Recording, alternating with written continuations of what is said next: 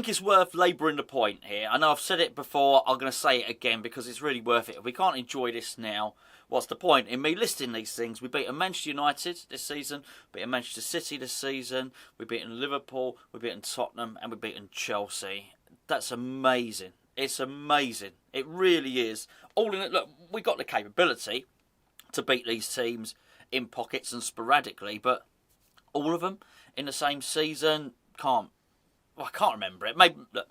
Maybe the historians and the statisticians amongst you may well know of a time. Can't think of it, can't remember one myself. So, I mean, it was just incredibly enjoyable to be sort of feasting on this season, really. The last season at Upton Park was memorable. We were very, very good that season. I think we were very good last season. Back-to-back seasons, I keep saying it, is marvellous. Absolutely magnificent. Let's get to the slightly negative first, which is Kurt Zouma. And I was watching him very closely. I think the two injuries, the first half and the second half, are possibly unrelated. But I was so concerned I actually started to film Zouma when he went off, because obviously normally what will happen is a player will try and stay on the pitch, because what will happen is it will slow the play down, the referee will have to intervene, and you won't be down to 10 men. But the fact that he was off the pitch and wouldn't get back on it shows how injured he was. I initially thought it was his knee, which is why I started to record it. Unfortunately, I didn't record it for long enough to see him walk round the perimeter of the pitch and then break down again as he walked round. If it's knee, I wouldn't. I hope I'm wrong. I hope I'm wrong. The commentator, I watched Match of the Day in between doing this video and obviously getting home yesterday. So I watched Match of the Day. They mentioned thigh. I just didn't think so at the time. Hope it is. If it's thigh, that's okay. Hamstring, less so. Groin, less so. But you know, knee, as I suspected.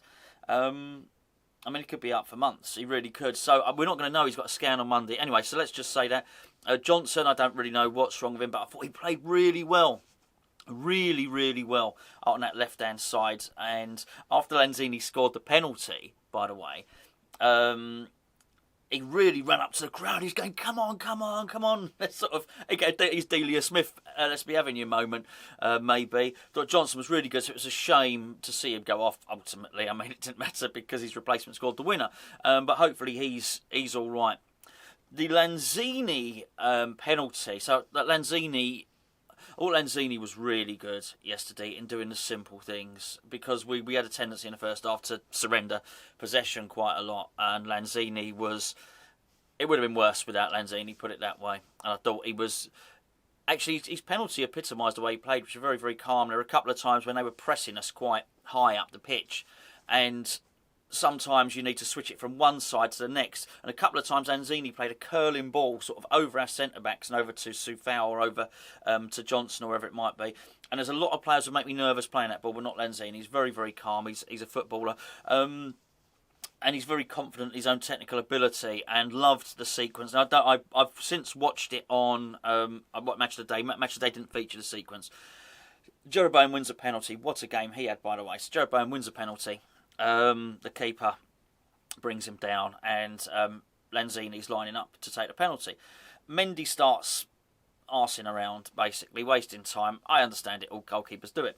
But Reece James walks up to Lanzini, so he's in the box. The referee tried to clean the box. Lanzini walks in, starts having words with him. We don't know what he's saying, but clearly he's trying to put him off. Lanzini asked the referee to get James out of the penalty area, but the referee's got a lot on his hands, trying to deal with Mendy and trying to deal with keep the other Chelsea players out of the box, sort of thing. In the end, Antonio literally walks into the box and pushes Reece James out. Was really interesting. As it happened just right in if you've seen the video with the crowd scenes and whatnot I put in, you'll know that's sort of right in front of where I sit. And so anyway, Lanzini scored, really, really calm penalty, beautiful technique, and he runs up and obviously the first thing he does before he goes and celebrates with the West Ham fans is he goes and has a word with James. I don't know obviously what he was saying obviously saying something in Spanish, I guess, but it would have been pretty much along the lines of, you tried to put me off, there you go, unlucky. So I was really pleased with that, and it's you know, there was a little bit of that. I mean, we had it, fun enough, when Mason Mount scored as well. Obviously, he's a long way from his own fans. He cups his ears towards the West Ham fans, which was slightly irritating because Mopai had done that as well, hadn't he? in the game against Brighton, but obviously, fortunately, didn't. This time it wasn't quite as bad a dag. A great goal by Mount, by the way. But I do agree with what a lot of people said, which was Ben Johnson was limping back, trying to get back for that. I don't think that goal would have necessarily happened. The first goal, sorry, it sounds a bit miserable, doesn't it? But, look, I only just want to balance this up because obviously I had 2 very, very upbeat videos yesterday, and I am absolutely buzzing, by the way. But let's just talk about that as well. Yeah, for the first goal, I had to see it afterwards. I couldn't understand how Thiago had out-jumped us, but it did appear that Antonio didn't jump when he was supposed to be marking him, so I sort of get that. In terms of talking about Zouma, I'm going to talk about Diop a little bit as well. Diop was brilliant yesterday. So he cuts out crosses really well. A couple of really sort of interesting duels and challenges when Lukaku arrived onto the pitch, which possibly, well, no, not possibly, were a good test for him. But on one occasion he out-jumped him, out-headed him. Another one he just dispossessed him, which was really good. And there was another instant where it was sort of a combination of him, of Dawson and Diop, just allowed a Lukaku attack to fizzle out, basically, and it's sort of almost, it's sort of, Dawson in the end got his body in the way and the ball rolled to Fabianski, who made some really good saves in this game, by the way. He really did. I mean, such a lot going on in this game, and I know I sort of mentioned him already. Bowen was sensational. I feel that Bowen and Rice are cut from the same cloth. I really do. There's a mentality about them. That allows them to get the very best out of their talent, and there's a work rate that's so industrious, and a will to win, and a desire that you're not going to put them off. You're not going to. I'm not saying Reece James did put Lanzini off. He didn't, clearly didn't. But you do get the impression those two are not going to be put off their game. That they're really resilient. They look nothing like each other, I guess. They play nothing like each other. They play in different positions. But they remind me an awful lot of one another, just in terms of their determination and their mental fortitude, if you like. But yes, so I mean, just so much to admire in that game, and such a spirit and resilience to the whole team. Where we're never done, are we? We're never done. And even the games we lose, we only lose by the odd goal. So we're always in a game. I also think, by the way, Tuchel, I've got a massive respect. The more I hear from that guy, the more I like him. I heard an interview with him on, I think it was the morning of the game, actually, and he was, either BT or Sky interviewer was interviewing him, and he didn't know what Cockney rhyming slang was, and the guy was trying to read to him, trying to read out some Cockney rhyming slang. And do you know what? He seemed like a really good laugh. I really liked him. He had nothing but nice things to say about West Ham in the build-up. I understand that, and because I think that's just a sensible thing to do. I think if you're playing, if you're a manager and your opposition, I think you should praise them, because what you don't want to do is do their team talk for them. But I think afterwards he spoke really well, because he started speaking about Chelsea's fatigue levels and the fixture list, basically. And then he just turned around and said, you know what? He said, to be fair though, he said, I can't really complain. He said, West Ham have got a tough fixture list as well. They're playing in Europe as well. They're playing in the cup games. He said, so it's no excuse. We were tired. I think they were tired as well. He said, but they didn't give us any. Well, he was wrong actually, but I don't mind him. He said, look, West Ham didn't make a mistake and give them any chances, which I think we did. But I mean, he was very, very gracious actually. I quite like him. On the pitch as well. I mean, it's Fornell's ball, by the way. When Fornell's came on, the curling ball that he played through to Antonio was fantastic. Christensen had to clean it up, but it was from that throw-in where Christensen had to clean it up that we scored the goal with Masuaku, which was absolutely outstanding. Look, we've got lots of videos that we can do, and we're to deal with the centre-back situation and transfers. All that stuff's going to come up, and I do look, as our players sort of drop like flies, I do wonder how long we're going to be able to keep this up and keep it going. It just shows how important it is, really, that we've already pre-qualified for the European the competition for the last 16, because it really means he can play some players. He can play some youngsters, and he can play Yarmolenko basically, and Crow and a few others, and those players that are really important for the first team. He can wrap in Cottonwall. It's good news that Cresswell's coming back, but let's be fair, regardless of what we all say about Antonio's form recently, and me more than ever. We can't be without him. We need him, so he needs wrapping in cotton wool, as does Declan Rice, so does Bowen. There's a lot of people, and just on Lanzini as well. I think the key is with Lanzini is he's now fit. He's now match fit. He's played so often, and actually the accumulative benefit of playing half an hour here and then half an hour in the next game and 20 minutes there, they've basically all built up with a pre-season. I think we're now seeing the fit Lanzini for the first time in 3 seasons, actually. So the point where he could start yesterday and he could be effective and he could play well.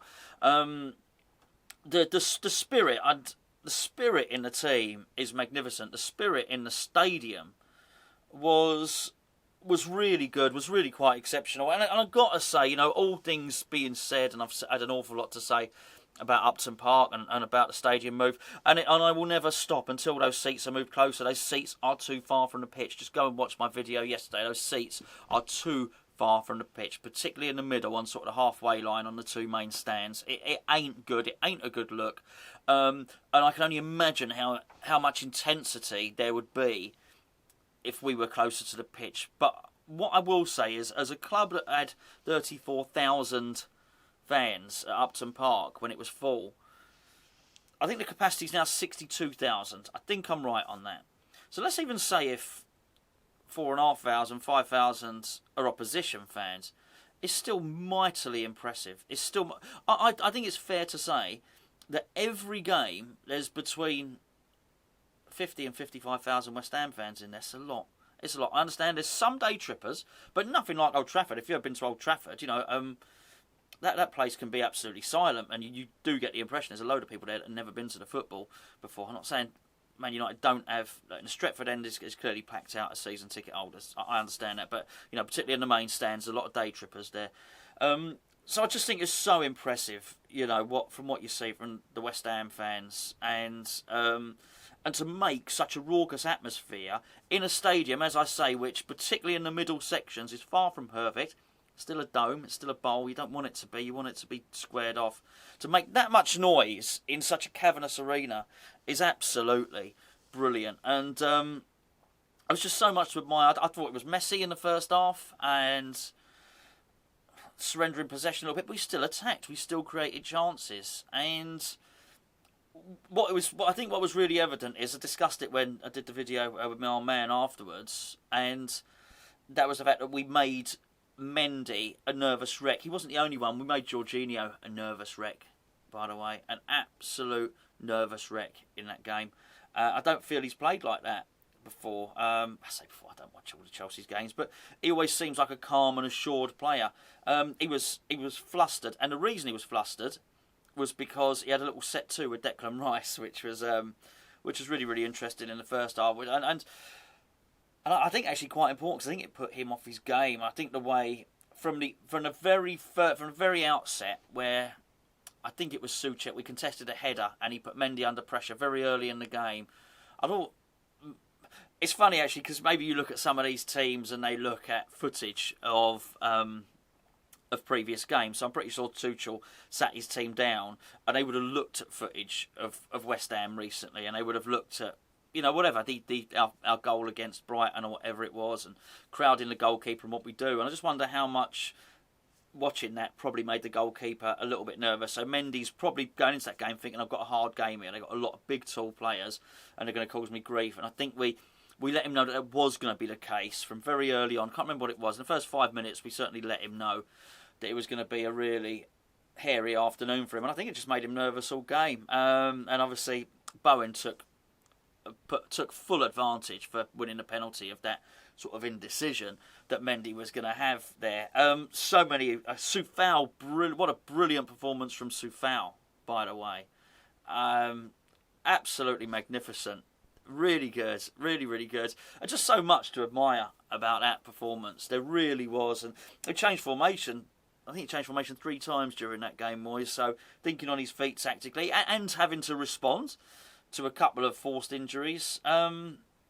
All in all, a great day, a great occasion, great performance. And I'll take you back to, when I say great performance, we weren't better in terms of kicking the football around than Chelsea. But I'll tell you what, we had a little bit more will to win, a little bit more desire than them. And I think while they were certainly while they were cupping their ears and whilst they were trying to put us off by talking and all the rest of it, we had a determination and resilience about us that allowed us to battle to the end.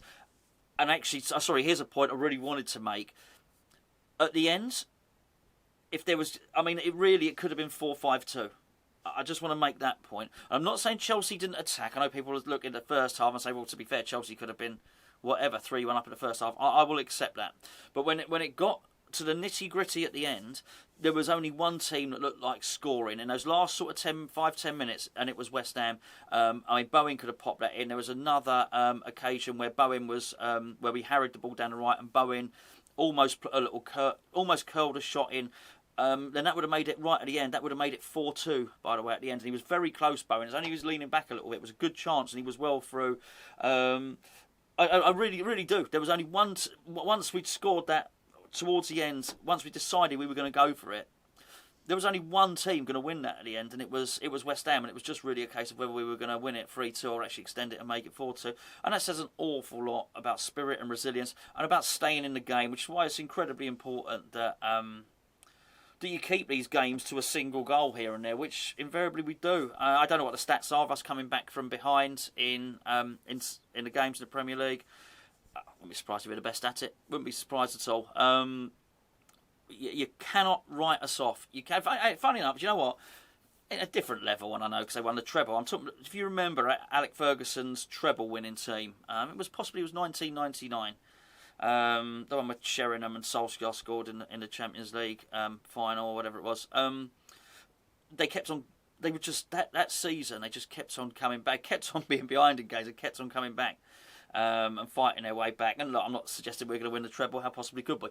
And the look at the gigs of Beckham and Keane and Scholes. I'm not saying that, but in terms of the resilience, in terms of the spirit, and maybe this is what Alec Ferguson saw in David Moyes, by the way, in terms of the spirit that we have at the club to actually come back and always feel that we're in the game, is massive. It must be massive for confidence and massive for belief. And even if we're missing our first choice defensive partnership with Bonner and Zouma, they're missing, arguably our best assist getter in Aaron Cresswell. We're missing these players.